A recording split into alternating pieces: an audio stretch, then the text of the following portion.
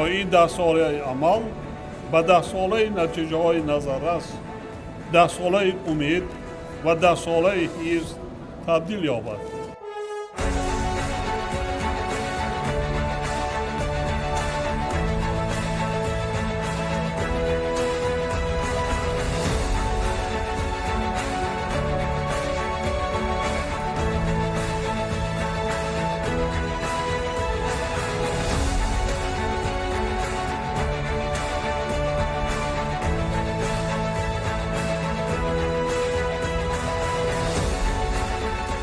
پیشنهاد می‌نمایم که برای حفظ اکوسیستم‌های ساحلی و بحری و منطقه‌های تشکل منبع‌های آب تازه تعداد فاندهای گلوبالی افزون کرده شود.